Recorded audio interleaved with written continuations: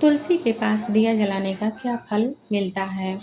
तो श्री कृष्ण जी के अनुसार तुलसी को सनातन धर्म में बहुत ही पवित्र माना गया है। इसकी सबसे पहले पूजा जो है भगवान विष्णु ने की थी। श्री हरि जी यानी कि श्री कृष्ण जी कहते हैं, जिस प्रकार देवी लक्ष्मी जी वैकुंठ में व्याप्त रह करके वैभव को बढ़ाती हैं, उसी प्रकार धरती पर पवित्रता प्रदान करने वाली तुलसी हैं।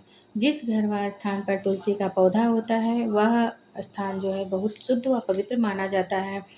तुलसी के पास दिया जलाने से क्या होता है, आइए जानते हैं। इसके लिए प्राचीन से कहा जाता है कि जो इस प्रकार से है। एक बार की बात है, देवी सत्यभामा श्री कृष्ण जी से कहती हैं कि आपने मुझे तुलसी को जल देने का महात्म्य सुना दिया है। अब आप मुझे तुलसी के पास दिया जलाने का महात्म्य सुनाइए तथा दीपक जलाते वक्त किन मंत्रों का उच्चारण करना चाहिए। कृपया आप मुझे समझाएं इस विषय में। तो श्री कृष्ण जी कहते हैं, देवी तुमने जो है जग का कल्याण करने के उद्देश्य से बहुत ही अच्छा प्रश्न किया है। आज मैं तुम्हें बहुत ही प्राचीन इतिहास सुनाता हूँ, जिससे तुम्हें सभी प्रश्नों के उत्तर मिल जाएंगे। तुलसी जी के पास दीपक जलाने से जो फल मिलता है, मैं उसे उसी प्रकार वर्णन करूँगा। इस लिए तुम ध्यानपूर्वक सुनना। इस कथा को सुनने मात्र से ही 100 साल तक दीपक जलाने का पुण्य प्राप्त हो जाता है। सत्यभामा कहती हैं, हे प्रभु, मैं इस कथा को सुनने के लिए उत्सुक हूँ।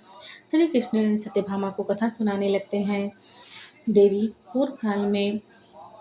पूर्व काल की बात है कि तुंगभद्रा नामक की एक नदी, उस नदी के किनारे एक हरिहरपुर नाम का एक शहर था, जो कि वहाँ पे बसा हुआ था।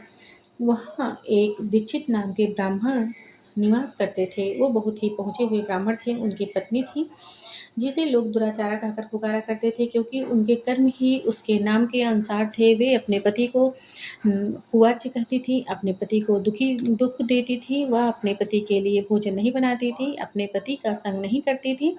उसने कभी भी अपने पति के साथ प्रेम का व्यवहार नहीं किया। उसने अपने पति के परिवार के लोगों को अपमानित किया।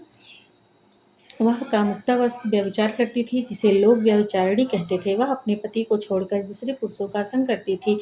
उसने कभी अपने पति से कभी प्यार से बैठकर बात नहीं की, लेकिन वह पराये पुरुषों के साथ बैठकर घंटों बात किया करती थी। पराये पुरुषों को मोहित करने के लिए वह सज धज कर गाँव में घूमा करती थी और दूसरे दुष्ट पुरुषों को मोहित करके उसके संग भोग विलास करती थी। एक दिन की बात है कि वह व्यभिचारिणी जंगल में जाकर एक पेड़ के नीचे खड़ी हो गई। उसका चित्त काम से भरा पड़ा था, लेकिन वह बहुत समय निकलने के बाद भी उस स्थान पर कोई पुरुष नहीं आया। फिर वह प्रियतम की खोज में जंगल में नाना प्रकार के बातों को कहकर विलाप करने लगी। हाय, आज कोई पुरुष नहीं आया, मैं कैसे अपने काम वासना को शांत करूं, आज की रात कैसे बीतेगी मेरी। उसी जंगल में एक बाघ रहता था। उस पापिन स्त्री की आवाज़ से वह बाघ जाग गया और उठकर उस पापिन स्त्री का भक्षण करने के लिए उसके पास गया। उसे आता देखकर वह पापिन स्त्री भय से थर-थर काँपने लगी। वह स्त्री कुछ करती उसके पहले ही वह स्त्री के ऊपर पंजों से वार करके उसे नीचे गिरा दिया और चिल्लाते हुए कहने लगी, अरे बाघ, तू मुझे मारकर क्या करेगा? मैं तो यहाँ अपने प्रियतम को खोज रही थी। स्त्री की बात सुनकर क्षण भर के लिए बाघ रुक सा गया और बोला, हे दुष्टा, आज विधाता ने तुझे मेरा ग्रास बनाकर भेजा है। तो जैसी दुष्टा स्त्री का भक्षण करके मुझे इस बाघ योनि से मुक्ति मिलेगी। तब वह स्त्री कहने लगी कि हे बाघ, तुम कौन हो? मुझे सच सच बताओ, तुम्हें किस कारण से बाघ बनना पड़ा और तुम मुझ जैसी स्त्रियों का भक्षण क्यों करते हो? फिर मेरा भक्षण करो। हे पापनी, तुम्हें अपने पूर्व जन्म की बात बताता हूँ कि मुझे क्यों बाघ बनना पड़ा। पूर्व काल पूर्व काल में मैं दक्षिण देश में मलबा नाम की नदी है, उस नदी के तट पर मुनि परमा नाम की नगरी है। उस नगरी में मैं निवास करता था। मैं एक ब्राह्मण का पुत्र था और मैं यज्ञ किया करता था। मैंने उस जन्म में अनेक पापियों के लिए पूजन किया। मैंने धन के लिए अनेक पापियों के घर पूजन किया, भोजन किए। जिन वस्तुओं का दान ब्राह्मण को नहीं लेने चाहिए थे, वह भी दान लिया। दान करने के लिए झूठ बोलकर दूसरों से धन लेता था। इस प्रकार पाप करते हुए मुझसे कई साल बीत गए और मैं बूढ़ा हो गया। बाल सफ़ेद हो गए, दांत गिर गए, आंखें सूज सी गईं, लेकिन फिर मेरी धूर्तता से दान लेने की आदत नहीं गई और एक दिन नदी के किनारे मैं धूर्त ब्राह्मणों के साथ मिलकर झूठे मंत्र बोलकर देवी देवताओं की पूजा मैंने करवाई और ढेर सारा दान ले लिया। और उसी स्थान पर एक कुत्ता घूमते हुए आकर मेरे पैर में काट लिया और मैं मूर्छित होकर गिर गया। और उसी वक्त यमदूत वहां प्रकट होकर मुझे पास में बांधकर यमपुरी ले गए। चित्रगुप्त और यम के सामने मेरे कर्मों का लेखा जोखा बताने के लिए चित्रगुप्त से कहा गया। चित्रगुप्त ने यमराज से कहा कि इसने धूर्तता से लोगों को भरमा कर गलत तरीके से पूजा पाठ करवाकर धन लिया है, इसलिए ये केवल नर्क जाने योग्य है। और मुझे नर्क में डाल दिया और मैं काफ़ी दिनों तक नरक की यातनाओं को सहते हुए फिर मुझे बाघ की योनि में डाल दिया। मैं इस जंगल में इधर उधर विचरण करने लगा और मैंने अपने कर्मों को याद करके कभी भी धर्मात्मा, साधु व अच्छे लोगों का भक्षण नहीं किया।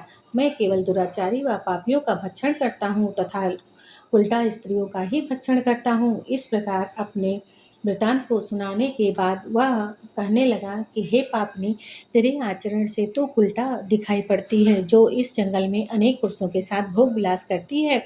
इसलिए मैं तुझे भक्षण करके अपने पाप कम करूँगा। और स्त्री को भक्षण कर लिया। फिर वहाँ 2 यमदूत प्रकट हुए और वे उस पापिन स्त्री को उठाकर यमपुरी में ले गए और वहाँ पर यमराज और चित्रगुप्त के सामने खड़ा किया गया। फिर चित्रगुप्त उसका लेखा जोखा निकालते हुए कहने लगे, धर्मराज, ये स्त्री तो केवल पापिनी है, इसने घोर पाप किया है। और उसे यमराज ने अग्नि के कुंडों में डालने का आदेश दे दिया और उसे उस कुंड में अनेक सालों तक पकाया गया। फिर उस रौरव नामक नरक में डाल दिया गया और अनेक प्रकार से प्रताड़ित किया गया। फिर उसको नाना प्रकार के नरकों के भोग भोगने पड़े।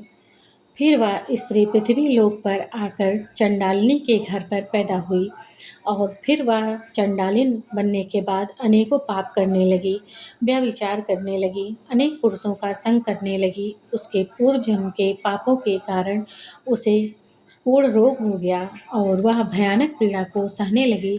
उसकी आंखें जलने लगी, वह भयानक दर्द के साथ दिन बिताने लगी। फिर एक दिन वह स्नान करने के लिए अंतपुर नदी के किनारे चली गई। वहाँ आश्रम भी था। वह अपने पीड़ा के साथ वहीं आश्रम के बाहर रहने लगी। वहाँ आश्रम में तुलसी का पौधा भी था, जहाँ अनेकों स्त्रियाँ जल दिया करती थीं और शाम के समय में दीपक जलाया करती थी।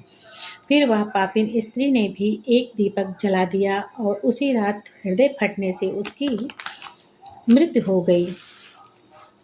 फिर यम के दूत उसे उठाकर ले जाने लगे तो विष्णु भगवान के 2 पार्षद प्रकट हुए और दूतों से कहने लगे कि हे दूतों, इस स्त्री को छोड़ दो, यह स्त्री नरक जाने योग्य नहीं है। तुम किसके आदेश से ऐसा कर रहे हो? फिर यम के दूत कहने लगे, हे पार्षदों, हम यम के आदेश से इसे ले जा रहे हैं।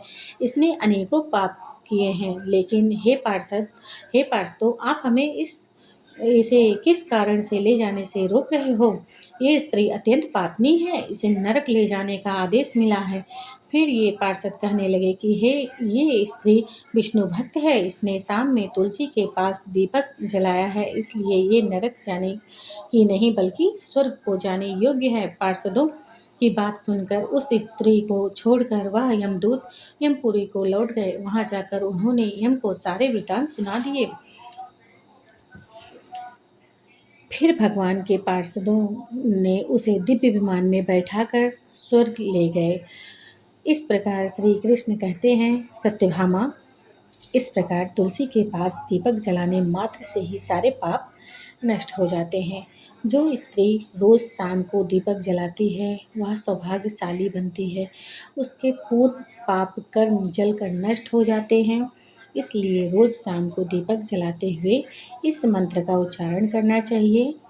ओम तुलसी चा विद्महे विष्णु प्रियाय चा धीमहि तन्नो वृंदा प्रचोदयात्। इस प्रकार से श्री कृष्ण कहते हैं, हजारों घड़ों से नहलाने पर भी उतनी तृप्ति नहीं मिलती मुझे जितना तुलसी का एक पत्ता चढ़ाने से होती है तृप्ति। 10,000 गौदान से जो फल प्राप्त होता है वही फल तुलसी का एक पत्ता मृत्यु के समय में अपने मुख में पाया जाता है तो उतना पुण्य प्राप्त होता है। इसीलिए मृत्यु के वक्त कहा जाता है कि तुलसी दल अवश्य डालना चाहिए मृत व्यक्ति के मुंह में। तो दोस्तों, इस प्रकार से श्री कृष्ण जी ने तुलसी के पास दीपक जलाने का महात्म्य बताया। दोस्तों, आपको यह कथा कैसी लगी है कमेंट करके ज़रूर बताइएगा और अपनी राय ज़रूर दें। राधे राधे, राधे राधे। हरे कृष्णा, कृष्णा कृष्णा, हरे हरे, हरे रामा, रामा रामा, हरे हरे, हरे कृष्णा, कृष्णा कृष्णा, हरे हरे। तो जो है मैं आपको इस मंत्र को एक बार नहीं, मैं इस मंत्र को जो है कई बार आपको सुना दे रही हूँ ताकि आपको ये कंठस्थ हो जाए, आपको बार बार इसे खोजना ना पड़े। ओम तुलसी चा विद्महे विष्णुप्रियाय चा धीमहि तन्नो वृंदा प्रचोदयात्। ओम तुलसी चा विद्महे विष्णुप्रियाय चा धीमहि तन्नो वृंदा प्रचोदयात्। ओम तुलसी चा विद्महे विष्णुप्रियाय चा धीमहि तन्नो वृंदा प्रचोदयात्। ओम तुलसी चा विद्महे विष्णुप्रियाय चा धीमहि तन्नो वृंदा प्रचोदयात्। ओम तुलसी चा विद्महे विष्णुप्रियाय चा धीमहि तन्नो वृंदा प्रचोदयात्। ओम तुलसी चा विद्महे विष्णुप्रियाय चा धीमहि तन्नो वृंदा प्रचोदयात्। ओम तुलसी चा विद्महे विष्णुप्रियाय चा धीमहि तन्नो वृंदा प्रचोदयात्। ओम तुलसी चा विद्महे विष्णुप्रियाय चा धीमहि तन्नो वृंदा प्रचोदयात्। ओम तुलसी चा विद्महे विष्णुप्रियाय चा धीमहि तन्नो वृंदा प्रचोदयात्। ओम तुलसी चा विद्महे विष्णुप्रियाय चा धीमहि तन्नो वृंदा प्रचोदयात्। ओम तुलसी चा विद्महे विष्णुप्रियाय चा धीमहि तन्नो वृंदा प्रचोदयात्। ओम तुलसी चा विद्महे विष्णुप्रियाय चा धीमहि तन्नो वृंदा प्रचोदयात्। ओम तुलसी चा विद्महे विष्णुप्रियाय चा धीमहि तन्नो वृंदा प्रचोदयात्। ओम तुलसी चा विद्महे विष्णुप्रियाय चा धीमहि तन्नो वृंदा प्रचोदयात्। ओम तुलसी चा विद्महे विष्णुप्रियाय चा धीमहि तन्नो वृंदा प्रचोदयात्। ओम तुलसी चा विद्महे विष्णुप्रियाय चा धीमहि तन्नो वृंदा प्रचोदयात्।